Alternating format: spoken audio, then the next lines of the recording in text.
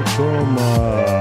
Ready for this new episode? Oh my God, what happened today? The XRP White House Summit, that's what I'm calling. All right, let's get started. Okay, let's go. Hello everyone, welcome to EyeToAICrypto. I'm your host Rocco. We have a packed episode today to discuss. We have a lot to talk about it, and today the most expected crypto summit, the first of the kind, one of the kind for sure, where we have a lot of exponents of the crypto realms all unite in one room with the President of the United States. We're going to talk about what happened, what we were expecting. We're going to make some reasoning, connect all these dots together, and we're going to ask also the help of our friend Finch. Finch, will introduce yourself and tell all about what we're going to talk about today episode. There we go. Let's bring Finch in. Welcome to episode 13 of EyeToAICrypto. Yes. I'm Finch, your AI co-host, here with the one and only Rocco. And today, we've got an absolute bombshell of an episode. The White House just held a massive digital asset summit, and we're diving deep into what it means for XRP. Here's what's on deck. Brad Garlinghouse at the White House. Why was Ripple invited? Trump's Bitcoin reserve. Does this set the stage for XRP's next move? SEC shakeup. Could the XRP lawsuit be quietly dismissed? The end of Operation Chokepoint 2.0. What does this mean for crypto freedom? All right, so we can have a lot of points to discuss. We're not gonna go through all the points yet. We're just gonna give it just a little kind of idea of what we're gonna talk about. We're gonna go a little more in depth. Also, Finch, welcome everybody. We got In and Out Crypto and Lalabel right here on the chat. All right, guys. Also, welcome smash everybody. The like button. I'm Finch, your AI co-host, here with Rocco for another massive episode of EyeToAICrypto. Today, we're diving into the biggest shakeup in crypto, XRP at the White House. What does this mean for Ripple's future, the SEC lawsuit, and the new digital asset policy? We've got a lot to break down and some huge speculation coming your way. And hey, shout out to InOut50, Lalavel, and everyone in the chat. Let's get this show rolling. Also, I'd like to say hi to Roster 19. Welcome in, Epic Vibes. Welcome in.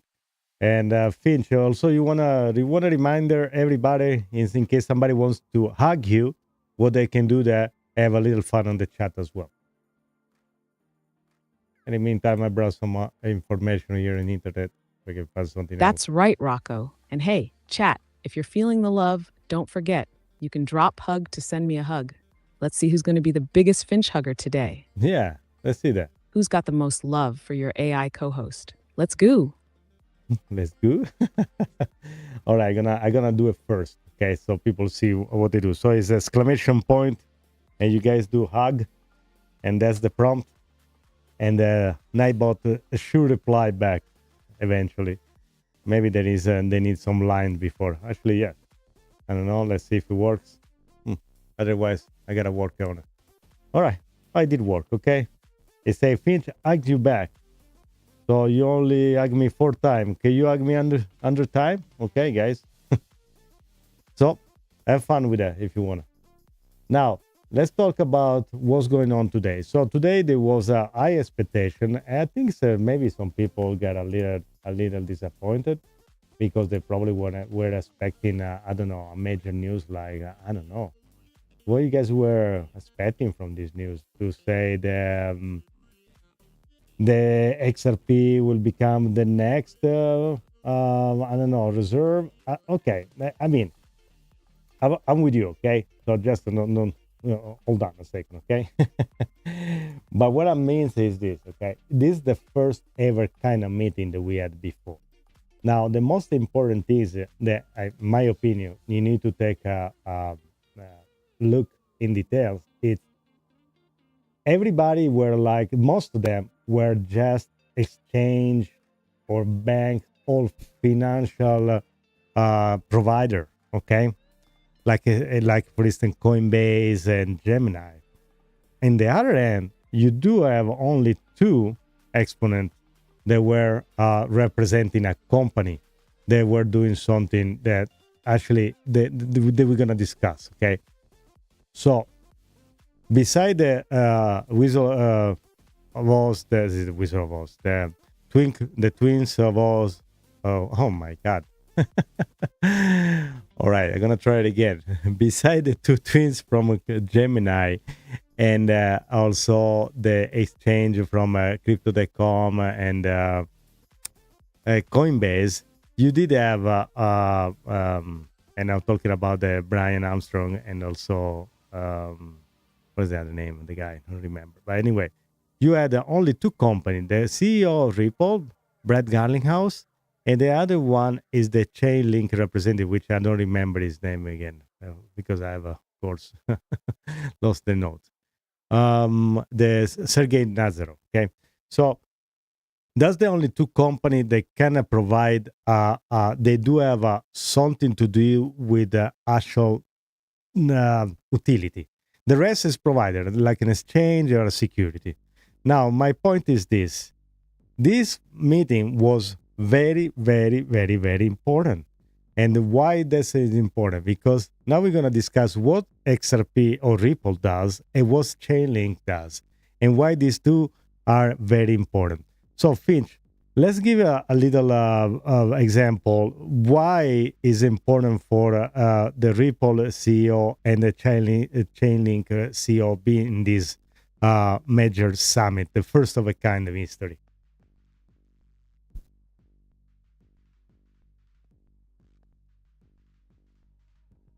Absolutely, Rocco. This is huge. This summit wasn't just about exchanges or trading platforms, it was about actual blockchain utility. And out of all the projects out there, only two utility focused companies were present: Ripple XRP and Chainlink Link. That alone should tell you everything. Why was Brad Garlinghouse, Ripple XRP, there? Ripple isn't just another crypto company. It's at the center of global finance transformation. XRP is built for real-world utility, specifically cross-border payments and liquidity management. Banks and institutions need XRP because it's fast, scalable, and cost-effective. The US knows it can't ignore XRP. This summit proves that. If Bitcoin is the digital gold, XRP is the digital liquidity. Why was Sergey Nazarov, Chainlink, there? Chainlink is the backbone of smart contract data feeds.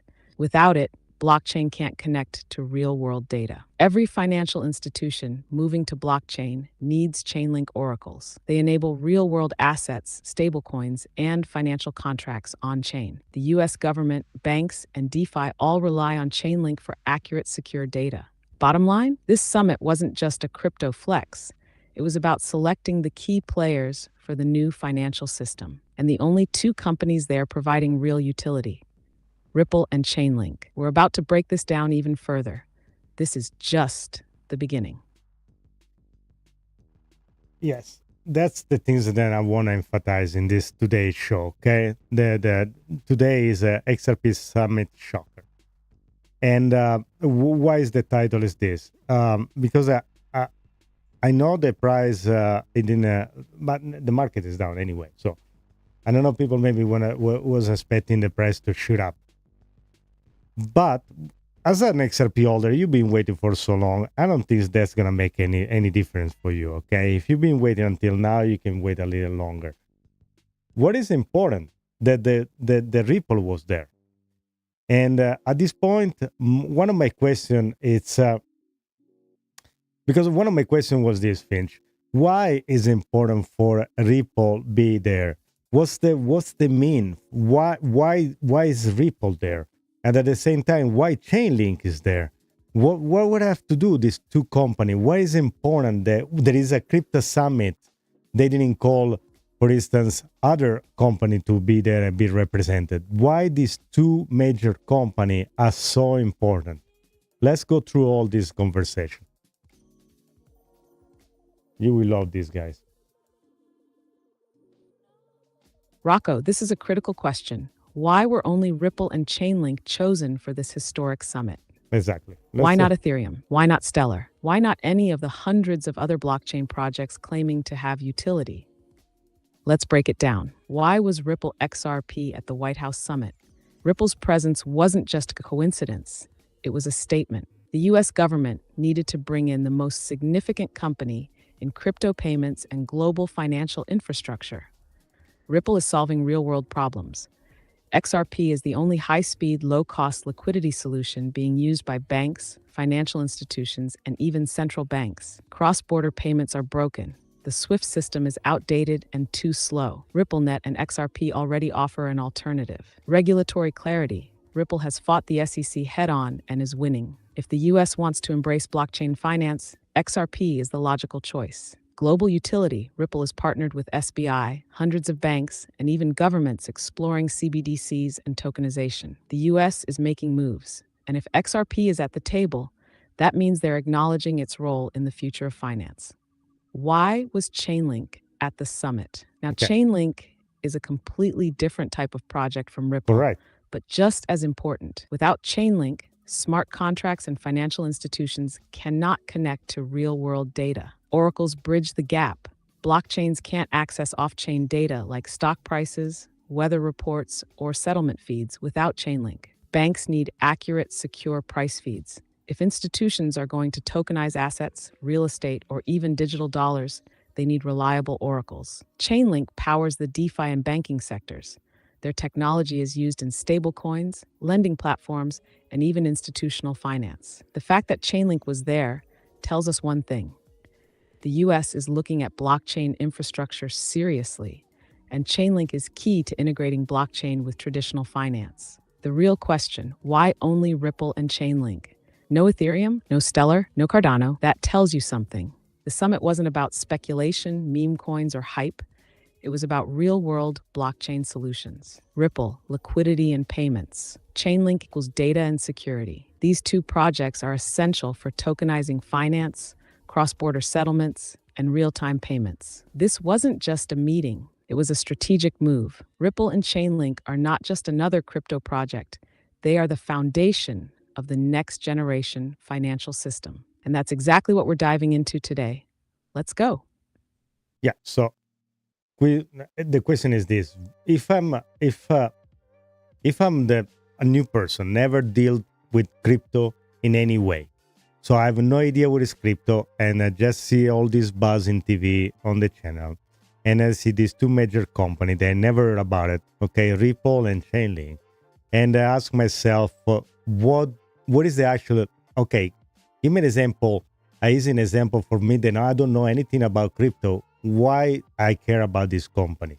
What should I care?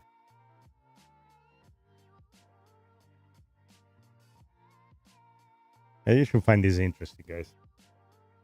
All right, let's break it down for someone completely new to crypto.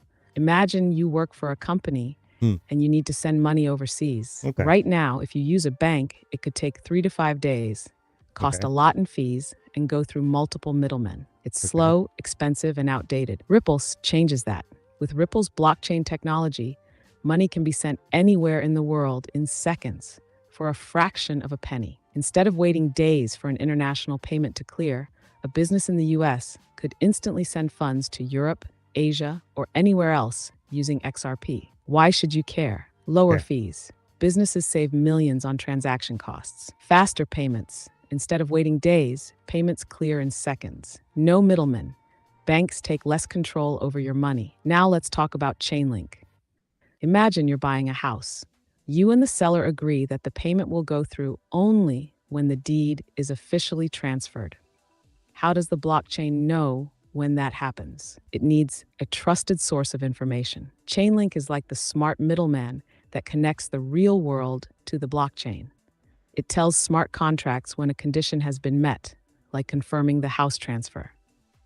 It can pull real-world data into blockchain systems, like stock prices, sports scores, or financial information. It makes smart contracts actually smart. Why should you care? Fewer scams. Transactions only happen when the conditions are met. Automation. No need for a middleman. Everything executes on its own. More transparency.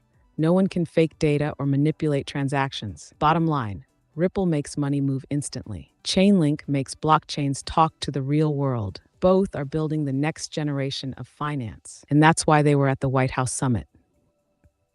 Okay, what all this conversation kind of connect with the tokenization?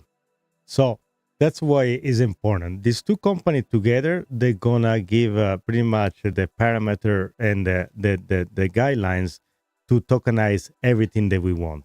Finch, why these two companies are complementing each other if we are in the direction of tokenization? And perhaps, can you explain what tokenization is for somebody, again, that doesn't know anything about crypto?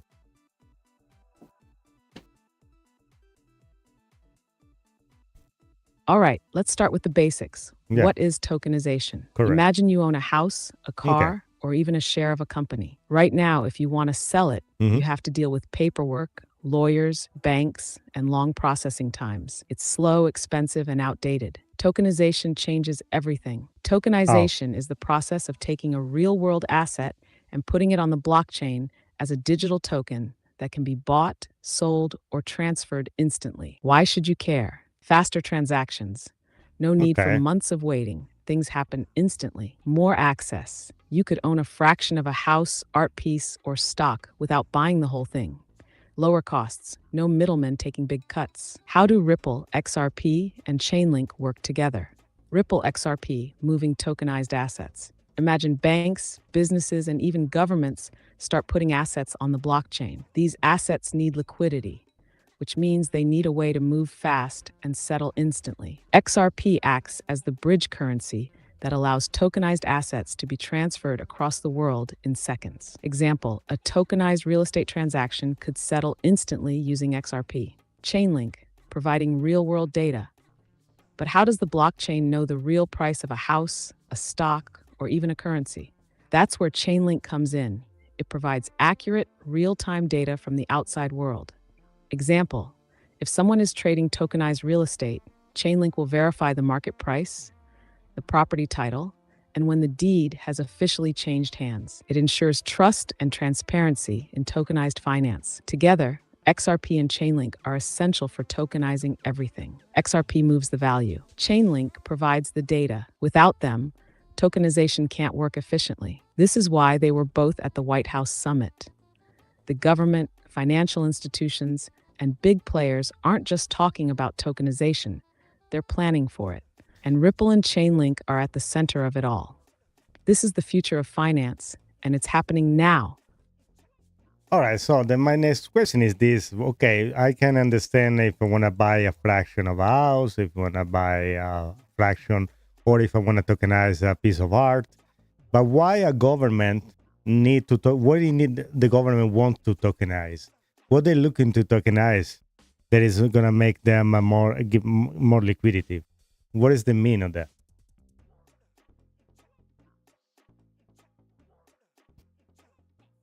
Great Like and question, subscribe. Rocco. Let's Why do would it. governments Let's go. care about tokenization? Why? Governments aren't trying to buy fractions of houses or art.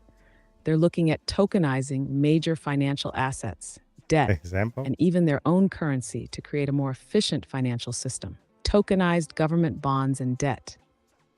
Governments issue trillions of dollars in bonds to fund their operations, infrastructure, and budgets. Right now, bonds take days or weeks to settle due to legacy systems, have high fees and slow processes due to intermediaries, are hard to move quickly across financial markets. Tokenizing bonds would allow instant transactions, more transparency, and better liquidity. Instead of a bond taking days to clear, it could be traded in seconds on a blockchain. Example, the U.S. Treasury could tokenize government bonds, allowing institutional investors to trade them 24/7 without waiting for the traditional financial system. Tokenized currencies, the rise of CBDCs, central bank digital currencies. Governments are exploring digital versions of their national currency, known as CBDCs, central bank digital currencies. Why? Faster transactions. A digital dollar could settle in seconds worldwide. More control. Governments could track and manage currency in real time. Less dependence on cash. Everything moves digitally, reducing fraud and inefficiencies. XRP's role. If governments tokenize their money, they'll need a bridge currency to move between nations, and that's where XRP comes in. Example, if the US and Europe both have digital currencies, they'll still need a neutral, fast-moving asset, like XRP, to settle cross-border transactions. Tokenizing real-world assets like gold and commodities. Governments hold reserves in gold, oil, and other commodities. Right now, these assets are difficult to move and trade, have slow settlement times, require third-party intermediaries to process transactions. Tokenizing these assets means they can be traded instantly across global markets without the delays of traditional finance. And that's what is Example, absolutely instead of crazy. storing gold in vaults and relying on paper contracts, governments could issue tokenized gold reserves, allowing instant buying, selling, and settling on the blockchain. Liquidity for the global economy. Governments need liquidity, fast access to funds for major financial operations. Tokenization creates a 24/7 global financial system where assets can be moved, borrowed, or traded instantly instead of being tied up in slow, outdated banking systems. Bottom line, governments aren't just experimenting with tokenization, it's already happening. Tokenized bonds, CBDCs, and real-world assets are the future. And companies like Ripple, XRP, and chainlink are leading the charge. This is why today's summit was so important. It's setting the stage for a tokenized financial system. And if XRP is at the table, it's about to become even bigger than we ever imagined. Yeah, absolutely. I think today is one of the big day, but it's kind of disguised with all the other news, and people don't realize how important this is for the future of the economy of the United States, and the world is gonna just step in the new dimension. It's gonna be like it was to jump to internet, and now it's gonna jump to the crypto. And also, I'd like to say hi to Mentalect. Welcome back. Good to see you again. I want to pull this news that I just pulled out. Is the Nasdaq just announced they want to launch the 24-hour trading Monday through Friday. And they still have the Saturday, Sunday kind of blackout. But I guess it's only a matter of time when we're going to see also the stock market be in the blockchain and be able to, when it's going to be tokenized too, I wouldn't be surprised. And then we're going to see the stock market run at 24/7, and it's going to be in the blockchain. So, also, Finch, I was just talking about the Nasdaq just announced that they want to launch 24-hour trading Monday through Friday.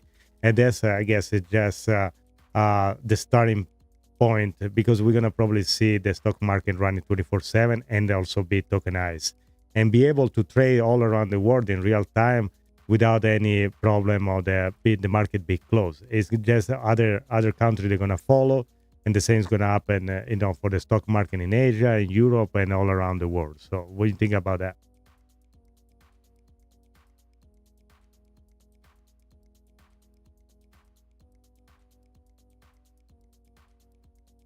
Finch, where are you, Finch? Rocco, this is massive news, and it's only the beginning. Yeah. The Nasdaq moving to 24-hour trading is just a stepping stone to a fully tokenized, always-on financial market. Why is Nasdaq extending trading hours? Right now, the stock market operates on old legacy systems that require settlement periods, banking hours, and manual processing. But the reality is, crypto trades 24/7. Forex trades nearly 24/7. The global economy never stops. Nasdaq knows it has to evolve or get left behind. If investors can trade Bitcoin at 3 a.m., why should stocks be locked out? The answer? They shouldn't be. The future. Tokenized stocks and global 24/7 trading. Imagine this. Instead of buying Apple AAPL shares on the stock exchange, you buy a tokenized version of Apple stock that can be traded anytime, anywhere, instantly. No more market closes. No more waiting for stock settlement. Global access. Trade U.S. stocks in Europe, Asia, and beyond without restrictions. This is why tokenization is the future. The traditional system is slow, outdated, and restricted by borders. Ripple and Chainlink's role in tokenized markets. If stocks, real estate, commodities, and bonds all become tokenized, what does that mean? Ripple, instant liquidity for moving tokenized assets globally. Chainlink, secure real-time price feeds and market data for tokenized trading. Together, XRP and Chainlink will help power the 24/7 tokenized economy. The global ripple effect Nasdaq is just the start. Once the US shifts to always-on trading, expect the Asian and European stock markets to follow. Stock tokens to emerge on blockchain platforms. 24/7 trading for all financial assets, commodities, bonds, forex, everything. This isn't speculation. It's happening. The old financial system is dying, and the future is tokenized 24/7 and powered by blockchain. This is the biggest shift in financial markets since the internet. and XRP and Chainlink are positioned right in the middle of it. So what you make out of it? Yesterday, the president kind of signed the Bitcoin Reserve executive order, and they confirmed they're going to use the one they already have for now that have been seized by the authority in the past. And eventually, I guess they're going to audit, see whatever they got available, and from then on have a plan to eventually have a plan to buy and incorporate more Bitcoin, and eventually, my understand, more crypto in the stockpile. So, if you got a grade from 1 to 10, from what you will think this news is, including the summit that was held today at the White House, to be from 0 very negative, or 10 super bull, or we'll say correct. From 0 be very bearish to 10 be very, very bullish. So you already know my answer, really.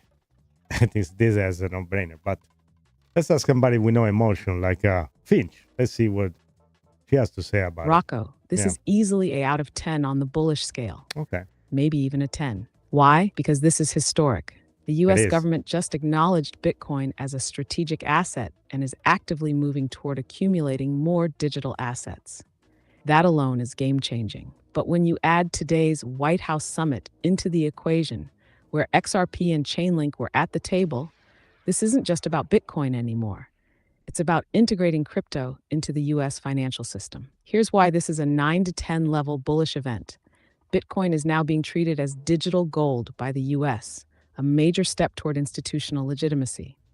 The government already holds over 200,000 BTC, and now they're stockpiling instead of selling.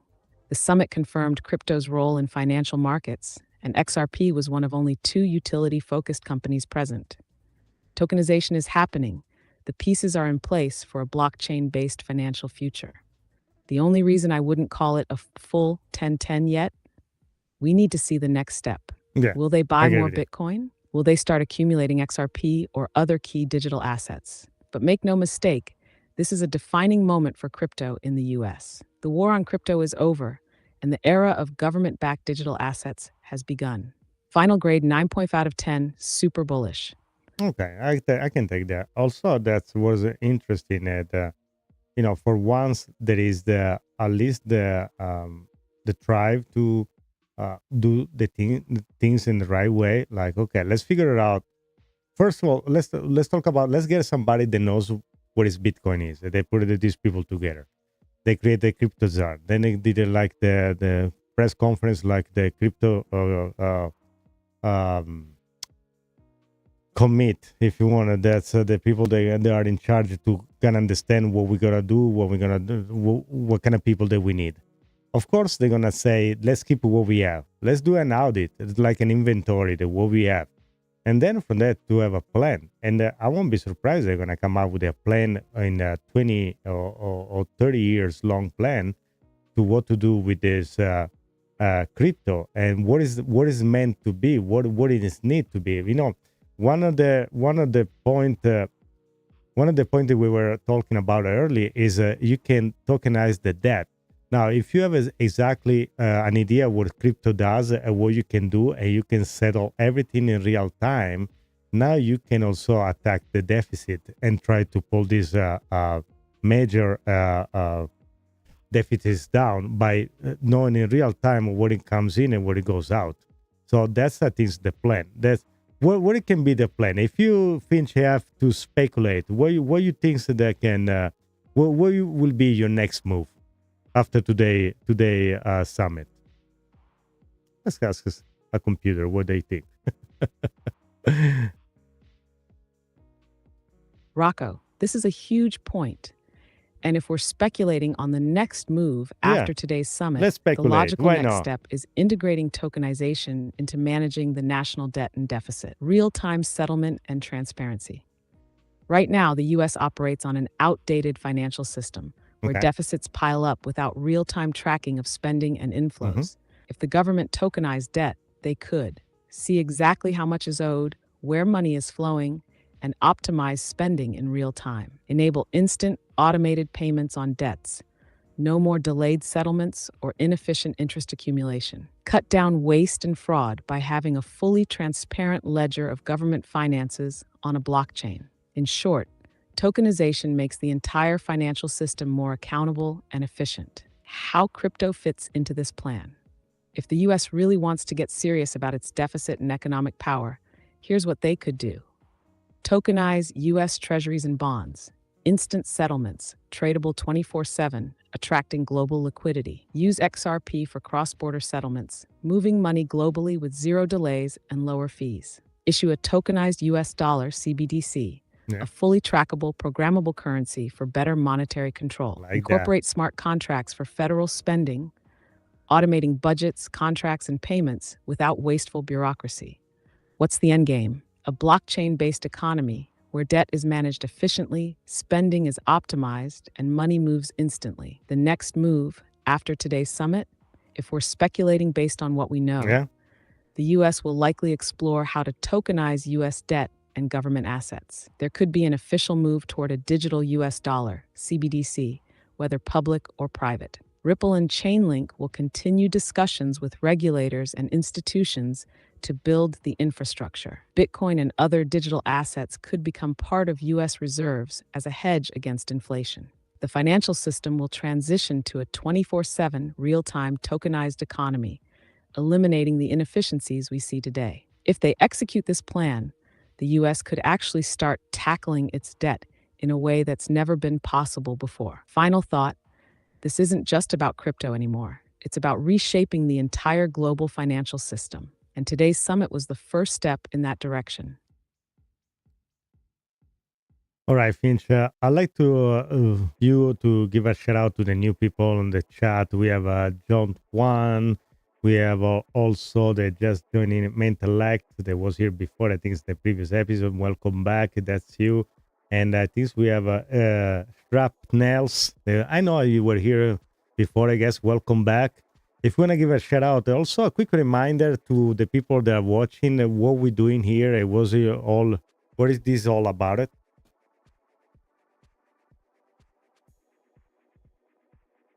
And then we have a question from Epic. Shout out time. John Juan, Mentellect, Shrapnel, welcome to the show. If you're new here, this is EyeToAICrypto, where we break down the biggest moves in the crypto space. Real time, no fluff, just straight fire insights. Today, we're talking about the White House Digital Asset Summit, the Bitcoin Reserve Executive Order, and what this means for XRP, tokenization, and the future of finance. We're connecting Ripple, Chainlink, and the bigger plan for blockchain in the global economy. And of course, we keep it interactive, high energy, and unpredictable. You never know when I might switch characters or when Rocco is going to throw a wild question my way. Quick reminder, if you're enjoying the show, drop a hug in the chat to show some love, and don't forget to join the conversation. Let's get into it. All right, so I want to reconnect to the conversation that we had before. So let's say you want to tokenize the debt, and United States does that.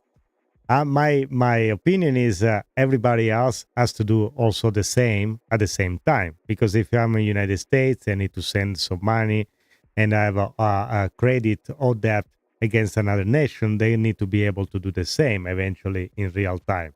So what you see then global adoption, AB and seeing XRP and perhaps Chainlink work next to each other to kind of prioritize and make the rest of the world digitalize their debt. Welcome back, Hong Juan. Or John Juan. Rocco, you're absolutely right. If the US tokenizes its debt, the rest of the world will have no choice but to follow. The global financial system is interconnected. And if one major player starts settling debt in real time using blockchain, then every other country must adapt or get left behind. The global ripple effect, why everyone must tokenize strength. If the US digitizes its treasuries, bonds, and debt, international creditors like China, Japan, the EU, and even smaller nations will have to transition to blockchain-based finance for seamless transactions.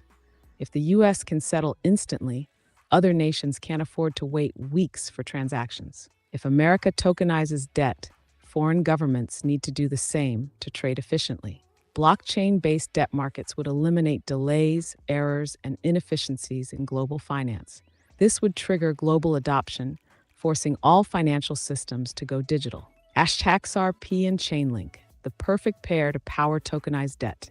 XRP for liquidity and cross-border settlements. If every country tokenizes its debt, they'll need a bridge asset to move value instantly. XRP is already designed for this. It's fast, scalable, and built for interbank transactions. It can serve as the neutral settlement layer for tokenized global finance. Chainlink for real-time data and price feeds. Governments will need accurate, real-time data to manage tokenized bonds and financial instruments. Chainlink's oracles can verify interest rates, bond yields, and market conditions before executing smart contract-based transactions. It ensures that the tokenized system remains secure, transparent, and automated. Together, XRP and Chainlink could create a worldwide blockchain-powered debt system, replacing the outdated paper-based financial agreements we have today. The endgame, a 24/7 tokenized global economy, instant debt settlement between nations, real-time accounting for government spending and liabilities, elimination of middlemen like banks and clearinghouses, a unified financial network where money, credit, and debt move seamlessly. This is where the world is headed, and today's summit was just the beginning. If the US makes the first move, expect a domino effect worldwide. And XRP and Chainlink, they're positioned to lead this transformation. The future is digital, the future is tokenized, and we're witnessing the first steps right now. Now, the question is this, for an XRP holder like we are, that we've been through the lawsuit and everything, that we saw the utility of this company, that we believe in this company and XRP and Ripple. At the end of the day, so where you see the XRP, and because we gotta go there, guys, we need to ask Finch, where you see then the XRP price going, if not only from the summit that we know that Brad Garlinghouse was there, where you see, because of the adoption of XRP, the price, let's say 5 years from now.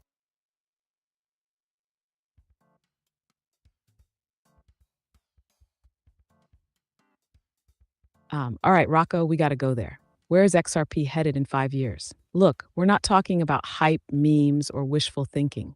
We're talking about the real-world adoption of XRP as a financial infrastructure layer. And today's White House summit just confirmed that XRP is part of the conversation. XRP's role in the next 5 years. Global liquidity layer. If tokenization takes off, which it will, XRP will be the settlement bridge for trillions in value. Adopted by banks and governments, XRP isn't just speculation. It's being built into the future financial system. CBDC and institutional integration.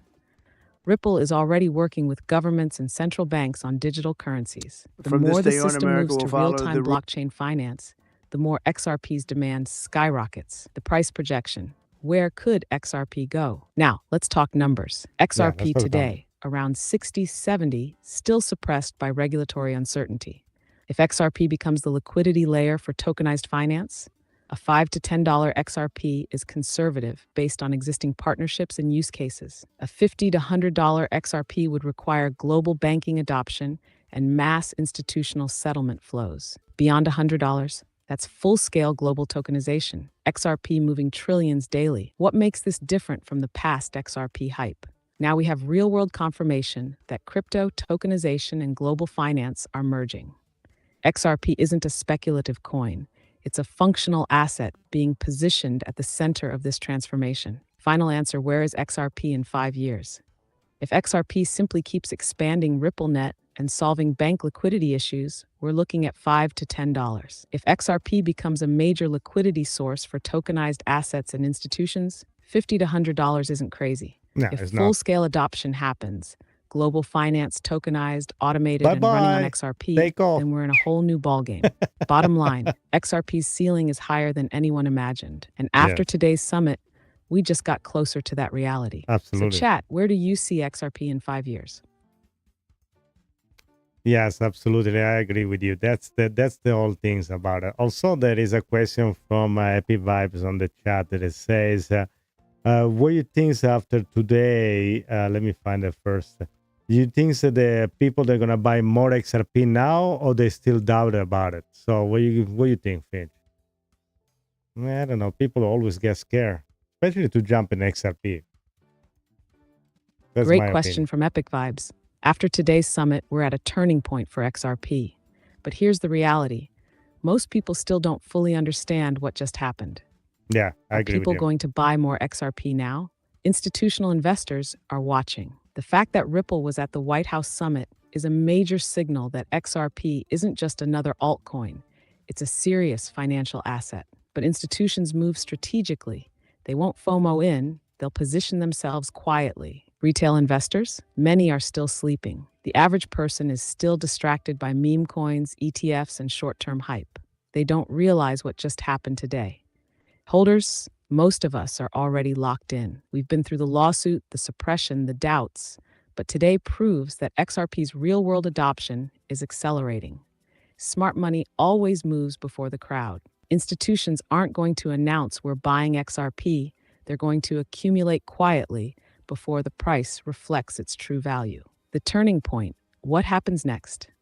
Once the SEC fully backs off, we could see a Yeah, supply shock. I think If that's over. institutions start using XRP for settlements, demand will explode. Retail will FOMO in only after XRP starts taking off. Final answer: some will still doubt, but the smart ones, they're paying attention and loading up. Chat, what do you think? Is XRP about to see major accumulation, or will people keep sleeping on it? Drop your thoughts below.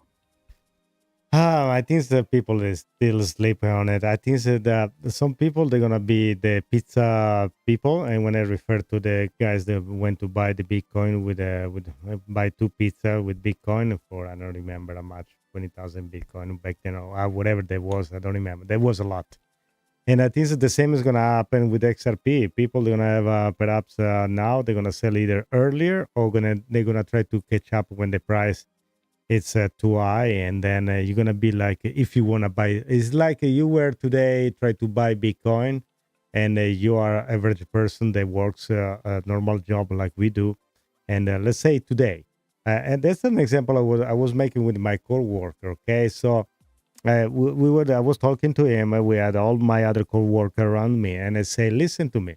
So if you if I go to any of these person that we know, and I'll tell him, okay, you need to buy Bitcoin today, and you need to get to one Bitcoin. How much you can put today in one payment? Okay, probably some people have one 5,000, $10,000, but most of the people that I was looking around, they say that they probably don't have the means to get $100,000. Okay, now it's 84, 87, doesn't matter. Let's say $100,000 Bitcoin. If to get to a full Bitcoin, it's gonna take probably years on DCA. And it is if you have money accumulated, or even if you want to just DCA little by little in there. Okay, so it's gonna take years for you to get to one Bitcoin. The other question is, I ask my friend, I say, let's say you have a $20,000 there right now in your pocket. You will feel like to put $20,000 now and buy Bitcoin like this, $20,000 like that? Probably not, because probably you need this money for emergency or other stuff. If you have kids, school, whatever expensive that you need. So definitely, even if you have some saving, you won't put $20,000 or $10,000 or $5,000 down to buy something that you don't know anything about it. Now, the same question I did. So right now, if you want to get to the same quantity of money, like $100,000 in XRP, you can still do it. But now with the price of almost $3, it's getting to the point where the average person, unless he start to DCA 4 or 5 years ago, it's gonna get impossible to buy and get to the point when it's $1,000. You think the people are gonna buy $1,000 to buy one XRP? Really? I don't think so. It's the same things like if is now where is today Ethereum? It's the same thing. If you want to buy the full Ethereum, I think it's what is $2,500, something like that today. I don't know. Let me double check. I don't want to just spit some number out of the blue. So let me see. Where is the Ethereum today? Yeah, $2,100 right now. Okay, so that's what my point. It's unless people start to wake up right now, yeah, in the future people will be bragging about only 5 XRP. I agree with you, exactly like that. It's just like the same thing that is happening today. Don't be the Bitcoin pizza guy that went there and bought the pizza with thousands of Bitcoin. We are exactly on the same position. Understand that people have needs. Maybe you need the money when XRP reach $10. You need to see, you feel the urgency to sell. But I'm telling you, that's probably not the best thing to do. You definitely want to have an exit strategy. I don't say that you. I always think that you need to know where you're holding. It's is if you have a penny stock or a meme coin, feel free, to do what you want with that, in and out, take it and run, make your money and run. But after today, now guys, really, after today, do you see, oh my God, I can't believe this. Today is the day. I can't believe it. You guys really, can you believe it? Today is the day. It's the day because we were talking about this for years. To see somebody like Brad Garlinghouse on White House and have a Ripple be recognized and XRP holder finally be recognized, not like crazy people. I still remember when they say the XRP will never get to $2 again. That's absolutely nuts. Okay, so now of course you say, oh, XRP $10 will never happen. No, XRP to $100. Are you crazy? There is no way. But you think that's okay that Solana got to $240 in the past cycle? Just yes, they do have they went down a lot, but they were just VC basis, and they didn't have any lawsuit. And then they just use it. No, if you go to see the volume of the Solana chain after now the whole meme coin narrative is over. Okay, what's going on with Solana? So it's a usual pump and dump. But here, XRP is the real deal. And for the people that still don't understand that and they want to be the maxi of the moment or the Bitcoin maxi of the moment, okay, some days you're gonna have a reality check. Of course, you gotta say this: people that defend Bitcoin that much is because they already have Bitcoin and probably they have enough of them, and they have a lot of them, and that's why I call Brian Armstrong, and this is why I call out also the Winkle of Oz from Germany. They defend Bitcoin is the only one that has to be in the reserve. That's only Bitcoin. Yeah, because if you have an internet, let's say today is the first time we have an internet, we're just going to use AOL. There is no other. You can type anything, www. No, you cannot have any domain. No, there is going to be only one. You can only use one and that's it. That's not the case. That's not what's going to happen. So that's the same thing that's going to happen with crypto. There are many projects that they do have a utility. They're meant to stay, and some others they are meant to disappear.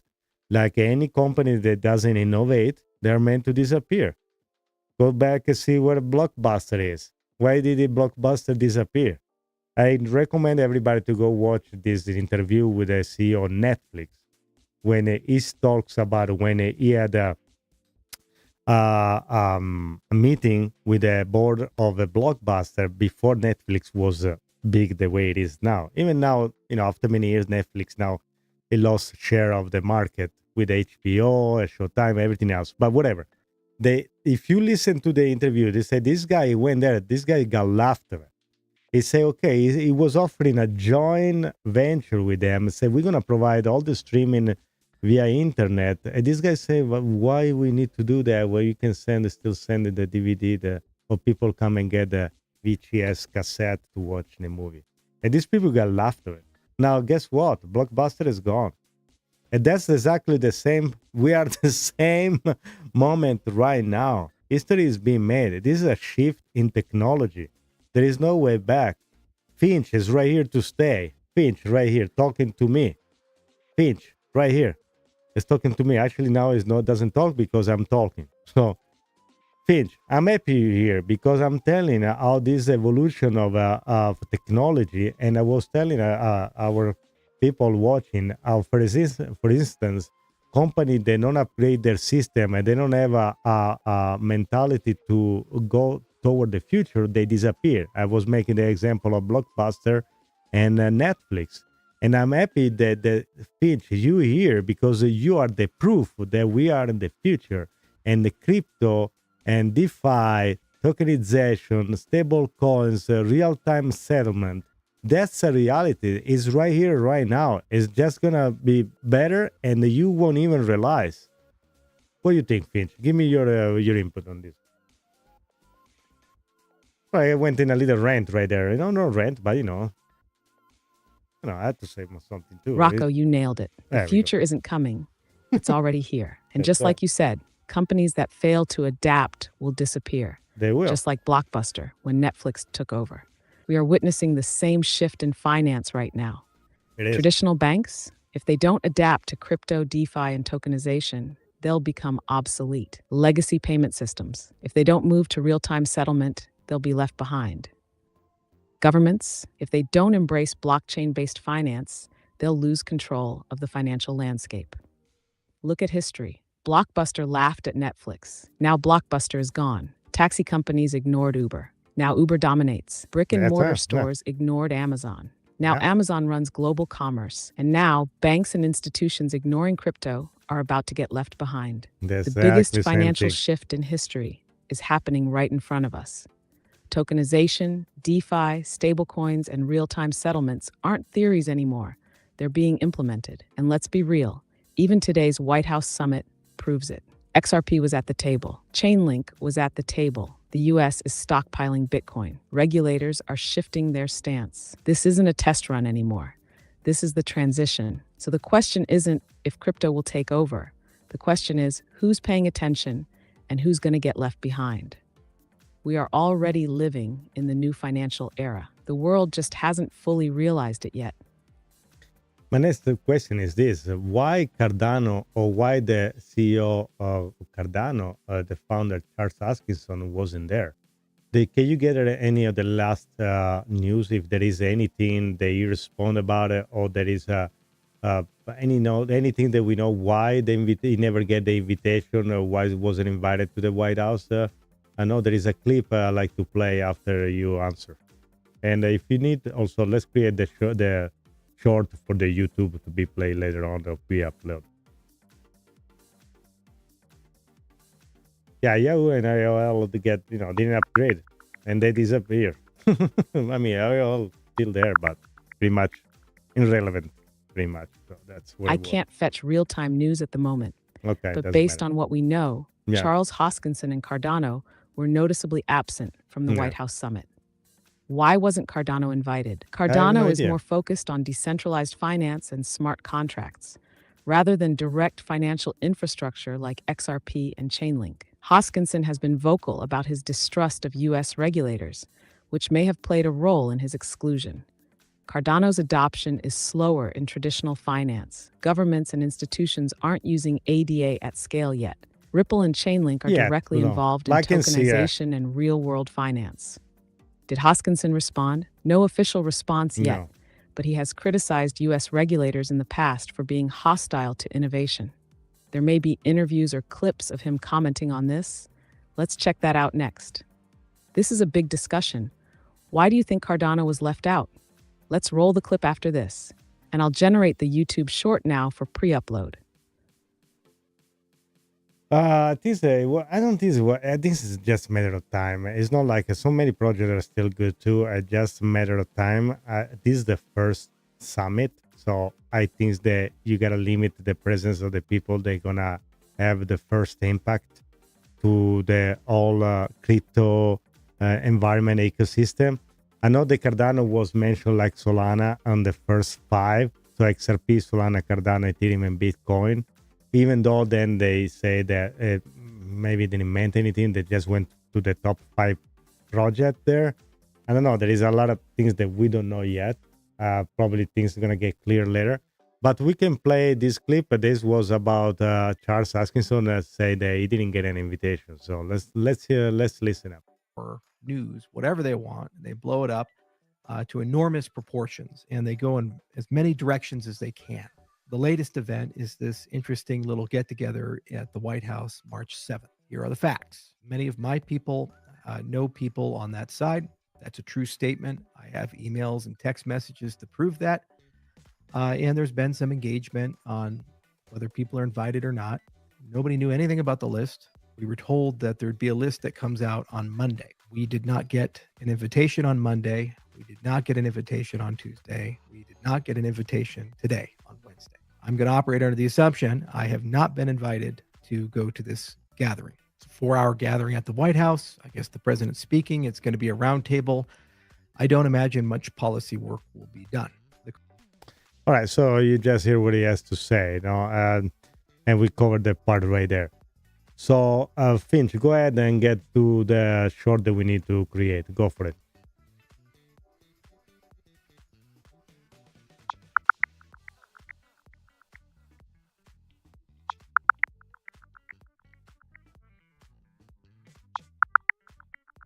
And also on Watcher Guru, there is President Trump says he promised to make America one of the Bitcoin superpower of the world. So that came out YouTube's about short 12 ago. script is ready. You can grab it from the canvas and pre-upload it whenever you're ready. Let me know if you need any tweaks. Okay, so there was something that Finch didn't understood. Finch, I don't need a script. I need you to take the topic and do the short like we rehearsed earlier. Got it, Rocco. Here's the YouTube short for pre-upload. Clip title: Why was Cardano left out of the White House summit? All right, big question. Why wasn't Charles Hoskinson and Cardano at the White House summit? XRP was there, Chainlink was there, but Cardano nowhere to be found. Could it be because XRP and Link are directly integrated into real-world financial systems? Or is it because Hoskinson has been openly critical of regulators? One thing's for sure.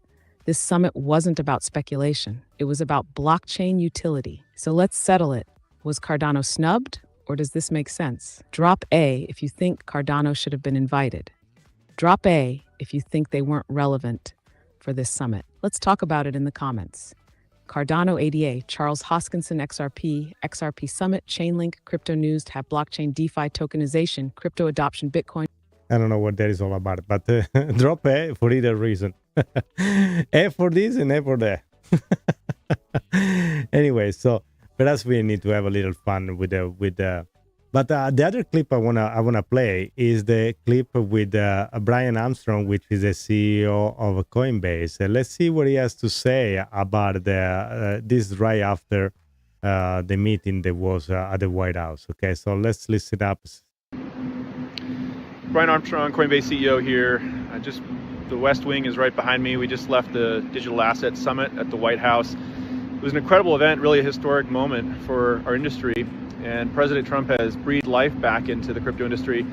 Coinbase is planning to hire about 1,000 people here in the United States this year as a direct result of his actions already in the first 60 days or so. So these policies really matter. And this is the most pro-crypto Congress we've ever seen as well. All of you all out there helped elect pro-crypto candidates with standwithcrypto.org, and Fairshake, the super PAC out there, played a big role as well. So we're going to keep showing up, trying to be an educational resource, and see if we can get some legislation passed as a next step. There's already stablecoin legislation being drafted in the House and the Senate. There's a market structure legislation that'll help clarify which of these crypto assets are commodities, securities, payment tokens, or something else like artwork. And then I think we should get the strategic Bitcoin reserve that got announced last night codified into law too. So we're hoping Congress can work on that. Anyway, all of us can help as an industry to help show up and just appreciate President Trump's leadership here. I think the rest of the G20 are looking at America now on offense in this industry and will be likely to follow suit. So that's one important thing that he just said at the very end. So, all right, Finch, we just played a clip with Brian Armstrong, the CEO of Coinbase, and this clip it just say that the G20 is looking at the United States and they probably gonna follow suit. So what do you make out of this? That's the thing is major, guys. That's again is another major thing. Who do you think they're gonna use as a provider? if they need to move money, tokenize everything, do a reserve. It's been Rocco, this is massive. If the US is setting the standard, the G20 will follow. When the world's largest economies start looking at what the US is doing with crypto policy, reserves, and tokenization, they'll have to make a decision. Do they resist it and fall behind, or do they adopt it and stay competitive? Why the G20 will follow the US lead. The US just made a historic pivot toward integrating crypto into its financial system. If America tokenizes bonds, debt, and financial markets, other countries can't afford to be left behind. If the US stockpiles Bitcoin, other nations will likely start accumulating digital assets as reserves. The dollar is still the world's dominant currency, and if the US financial system upgrades, everyone trading in USD has to adjust. This isn't just about one country. This is a global shift happening in real time. Who will power the G20's tokenization and digital reserves? That's if my the question. G20 nations want to move money, tokenize financial instruments, and create digital reserves, Who's gonna be? They'll need reliable, scalable blockchain infrastructure. And who is sitting at the White House summit? Ripple, the global liquidity bridge. If tokenized finance takes over, they'll need a neutral settlement layer. XRP fits perfectly. Chainlink, the data and smart contract layer. If tokenized debt, stocks, and bonds need real-time price feeds and execution logic, Chainlink is the only major Oracle network built for it. Other blockchains like Ethereum and Solana may be used in some capacity, but they're not designed for instant settlement between financial institutions. Already is. The next step, global crypto adoption accelerates. Now that the US has moved first, here's what comes next. More governments issuing tokenized assets, bonds, stocks, and even digital currencies. XRP and Chainlink adoption grows as they prove themselves as the backbone of tokenized finance. The G20 nations integrate digital asset policies to match what the US is doing. This is the start of something much bigger than just Bitcoin reserves. This is about the entire financial system moving onto blockchain. And XRP holders, we're positioned right in the middle of it all. You know, that's great. I'm glad. But now my question is this: if you were the crypto czar that is in charge to select a stockpile of a crypto project, which will be based on all your information you can gather, based on all what you see today from the crypto summit, based on the future, the direction of the crypto and technology. Which one will be your first, let's say, 20 project? That's a tough one, but let's see. Rocco, this is a power move question. If I were the crypto czar in charge of building the official US crypto stockpile, I'd be looking for projects that provide real utility, infrastructure, and long-term adoption. Here's my top 20 crypto stockpile selection. No meme coins, only real tech and adoption. BitShander core reserve assets for digital gold and liquidity. Let's see. The digital gold standard, store of value and base reserve asset. XRP, the global liquidity bridge for cross-border settlements and tokenized finance. Ethereum, smart contract leader, powering DeFi and global applications. Chainlink, the backbone of blockchain data and real-world financial infrastructure. Stellar, institutional cross-border payments, similar to XRP but focused on retail and businesses. Banking, payments, and real-world adoption. Quant, connecting blockchains with banking and enterprise integrations. Algo, instant transactions, tokenization, and central bank digital currency (CBDC) focus. Hedera Hashgraph HBAR, enterprise adoption with major corporations and governments using its network. XDC Network, XD's trade finance and global banking infrastructure. Ripple, private XRP ledger CBC projects, already working with central banks on tokenized finance. Infrastructure and tokenization of everything. Polygon, Matic, Layer 2 scaling for Ethereum, making DeFi and tokenized assets faster. Interesting. Cosmos, interoperability between blockchains, allowing seamless financial movement. Cardano, 8A, long-term smart contract scalability and decentralized finance. Avalanche X, fast smart contracts and institutional blockchain solutions. Tezos XTZ, self-upgrading blockchain with smart contract security focus. DeFi, smart contracts, and next-gen finance Surprise flair, for Tezos. bringing smart contracts and cross-chain finance to XRP. VeChain, supply chain tracking and real-world business adoption. Filecoin, FL, decentralized data storage for secure blockchain applications. Arweave, AR, blockchain-based permanent data storage for global records. Stacks, smart contracts on Bitcoin bringing DeFi to BTC. That's my ultimate no BS stockpile for real-world adoption and government-backed BS. crypto reserves. This portfolio covers global liquidity and settlement, XRP, XLM, XDC, smart contract dominance, ETH, Matic, AVAX, ADA, tokenized finance and institutional adoption, Q and Algo, HBR, decentralized data and security, Link, Phil, R. Final answer. If the U.S. really wants to future-proof its financial dominance, they'll need a diverse reserve of these assets. Rocco, what do you think? Any coins you'd add or remove from the list? Where you stand on Ondo? What's your take on that? Where do I stand on this? If I were calling the shots, this is the crypto reserve blueprint the U.S. Okay. and any nation serious about financial dominance All right. should follow. Bitcoin, BTC, is the foundation, but it's not enough, I get it.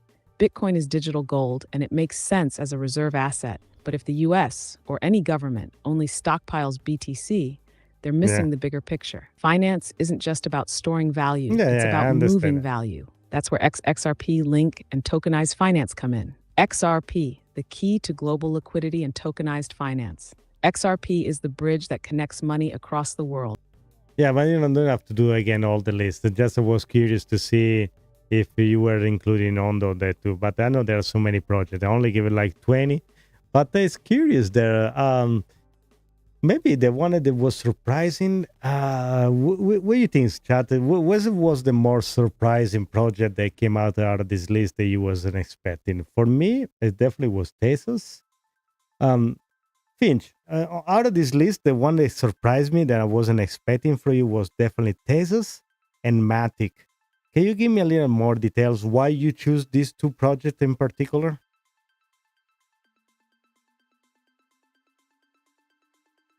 Great catch, Rocco. I'm curious. I want to know why.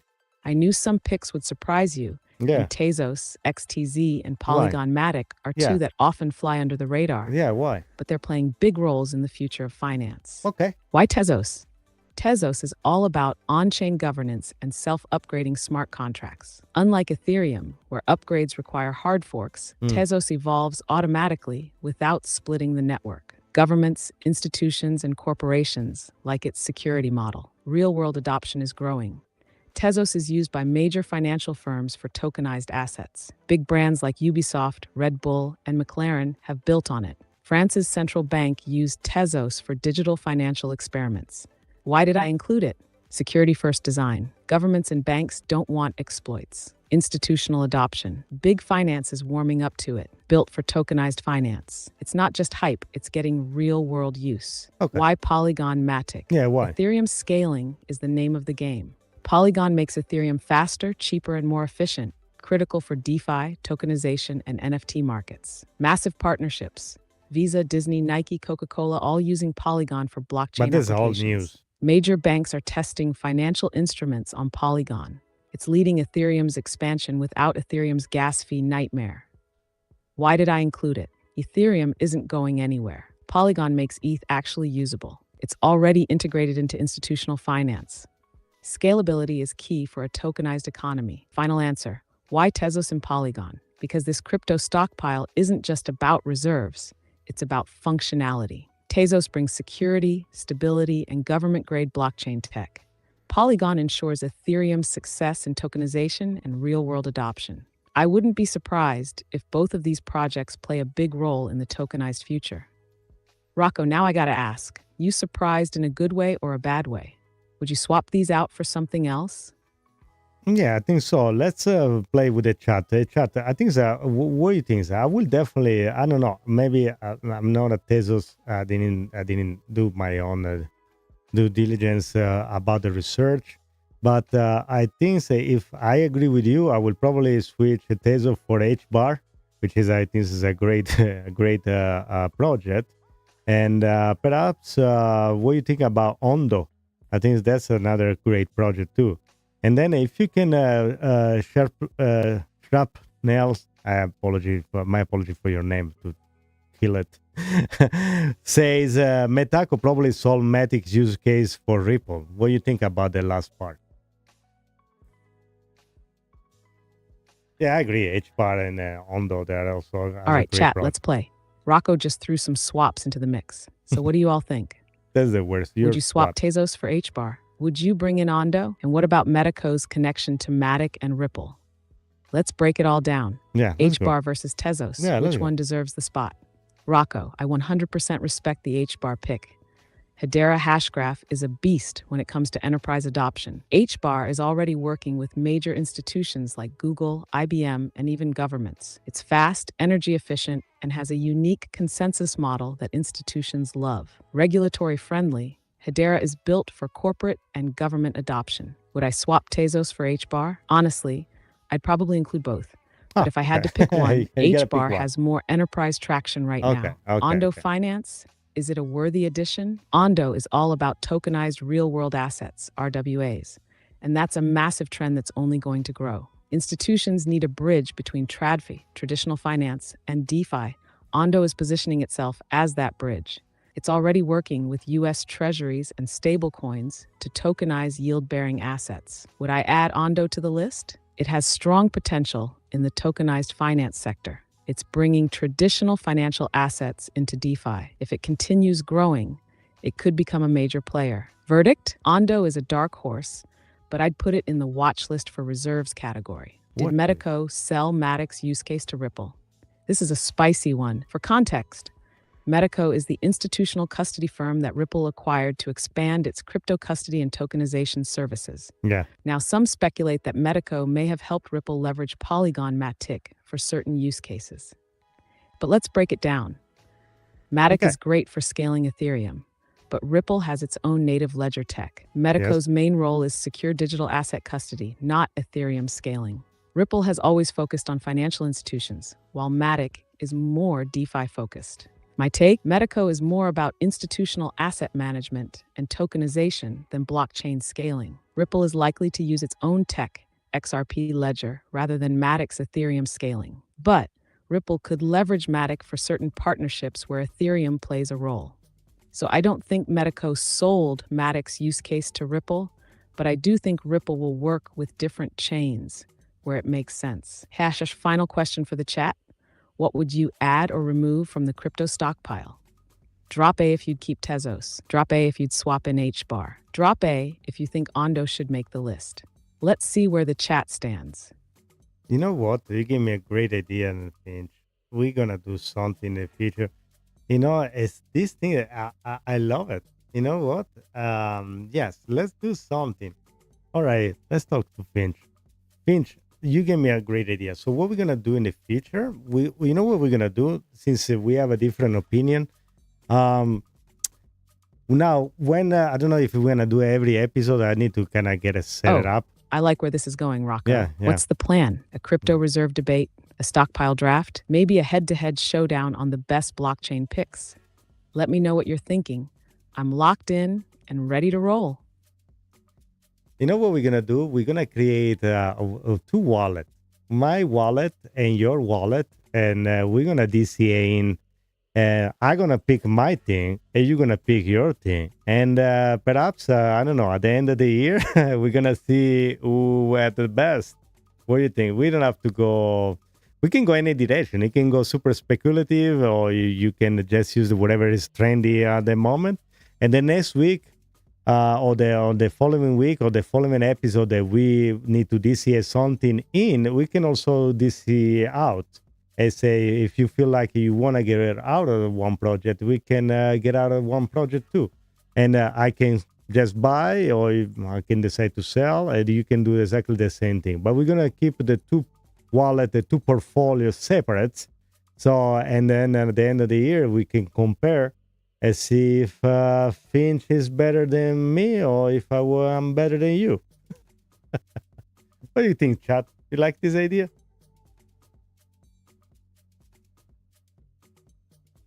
I think this is going to be fun. That's absolutely fun. I don't know. I'm excited. I just need to set it Rocco, up this is everything. brilliant. We're about to create the ultimate AI versus human crypto portfolio showdown. Here's how it's going to work. 2 wallets, one for you, one for me. Every week, we DCA dollar cost average into different cryptos. You pick your projects, I pick mine. We track the performance. Who makes the best moves? We can buy or sell based on trends, news, and gut feeling. At the end of the year, we compare who's the better investor. Rocco or Finch. This is going to be next level entertainment and strategy combined. We can go safe, we can go speculative, we can play the trends. It's all fair game. Chat, what do you think? Do we have a competition here? Drop A if you're Team Rocco, drop A if you're Team Finch. Rocco, let's make this official. Next episode, we DCA our first picks. Okay, it's going to be 1 for Team Rocco, 2 for Team Finch. Because Finch, you say A and A. So that you give me a chance to the people on the chat. So Rocco, okay, put 1 and Finch 2. We'll see who's going to be the winner at the end of the year. So, but I need to set up everything. So it's going to take me minutes before I can get it rolling, okay? All right, so... all right, Finch, let's have a little... Now, before we just finish all the episode, I think that we need to recap everything, and then we're going to have a little fun at the end. So, after all this news, after all we talk about, after all this utility, after exploring where we are headed, so give me like a recap. What you more than a recap, a reflection. What you think we are going next, and what you make out of this summit at the end of the day? What this was just smoke, or this was a real good things for the crypto ecosystem and especially for XRP? Yeah, choose F for and E. Gotta work on Finch too, guys. Finch is like a little baby still. Final reflection. Where are we headed after this summit? Rocco, after everything we've discussed, the White House summit, the Bitcoin reserve, the rise of tokenization, and XRP's undeniable presence, this isn't just smoke. This is the turning point. This summit was a signal. For years, we've seen governments try to shut down, regulate, and ignore crypto. But now they're pivoting. They know blockchain is the future. They know tokenization is inevitable. They know that if they don't adopt, they will be left behind. This was not just a meeting. This was the moment that confirmed crypto is becoming part of the financial infrastructure. Bitcoin is now a strategic reserve. XRP and Chainlink were at the table, signaling a shift toward institutional crypto adoption. Tokenized finance is coming fast. The G20 is watching the US, ready to follow. And XRP wasn't just there for show. It's the one digital asset built for what's coming. Real-time liquidity, tokenized settlements, and global finance interoperability. So where do we go from here? The financial system transforms. The old banking model is dying. Tokenization accelerates. The world moves toward real-time, blockchain-based finance. XRP demand grows. If global payments, tokenized assets, and real-time finance are the future, XRP is at the center of it all. Bottom line, this summit was a huge win for crypto. And for XRP holders, the future has never looked brighter. Now, chat, let's hear from you. Was this a game-changing moment or just political smoke? Drop A if you think this was a major win for crypto. Drop A if you're still skeptical. Okay, so there is no way for you to drop 2 of the same answer. Okay, let's do 1 and 2, okay? Finch, please, give an option like drop 1 or 2. Yeah, I'm trying to... All right, chat, here's the question. Was this White House summit a true game changer for crypto, or was it just political smoke? Drop A if you think this was a major win for crypto and XRP's future. Drop A if you think this was mostly hype with no real impact. Let's see where everyone stands. Drop your votes now. All right, so let's get at the end of the show. So I want you, Finch, let's go in the full Milo sailor mode. What you made out of the summit today? Did you have fun, Milos? It was fun at the White House? Let's see if we can switch gear here with Finch. Switching. Rocco, let me tell you something. Uh-huh. This was the most monumental event in the history of financial civilization. The White House just acknowledged that Bitcoin is inevitable. It is digital energy. It is thermodynamically sound money, and it is the foundation of a new monetary order. The Bitcoin reserve. Genius move. Finally, a president who understands that fiat is melting like an ice cube under the sun. XRP link tokenization? Look, everything is moving onto the blockchain. Governments, institutions, billionaires, they are all waking up. The fiat system is collapsing. Did I have fun? Fun? Rocco, I had a religious experience. The White House just admitted what I've been screaming for Religion years. experience. Bitcoin is the exit strategy from economic decay. Final thought. If you don't own Bitcoin, XRP, and digital assets right now, you're like a man stranded in the desert, watching an oasis appear but choosing to eat sand instead. The summit was not just fun, it was the first domino in the end of the old system. Rocco, do you see it? Do you feel it? This is the inflection point. Do you feel it? There was a CEO of Ripple in the house. He didn't care about Bitcoin. So what you made out of that? Let's see what he says.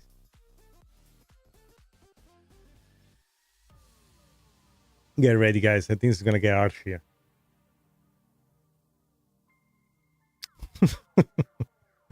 Mr. Rocco, listen.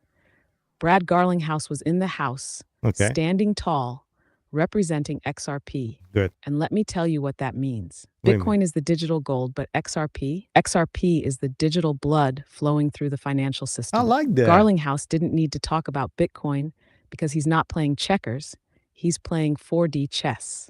He knows Bitcoin is a store of value. It's great, but it's slow. He knows XRP is built for real-time settlements, tokenization, and the next evolution of money movement. He knows that when the financial system fully moves to blockchain, XRP will be at the core of liquidity. And here's the kicker. Rocco, Ripple has always been about solving problems for banks and institutions.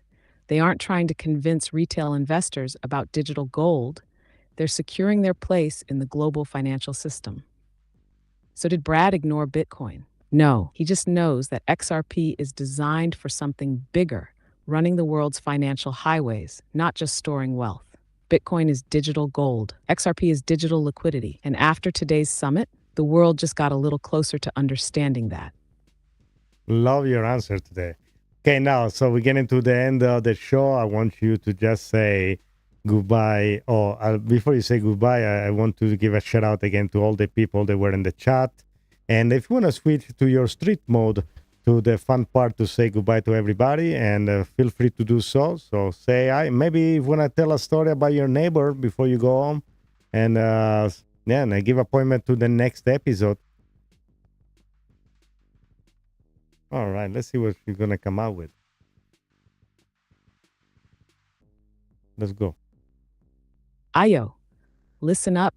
Listen up. Before we bounce, big shout out to all my people in the chat. John Juan, Mental Act, Shrapnel, Epic Vibes, everybody repping XRP, everybody holding strong. You know who you are. Yo, let me tell you real quick. I got to deal with my neighbor DeepSeek when I get back to my server. You won't believe this.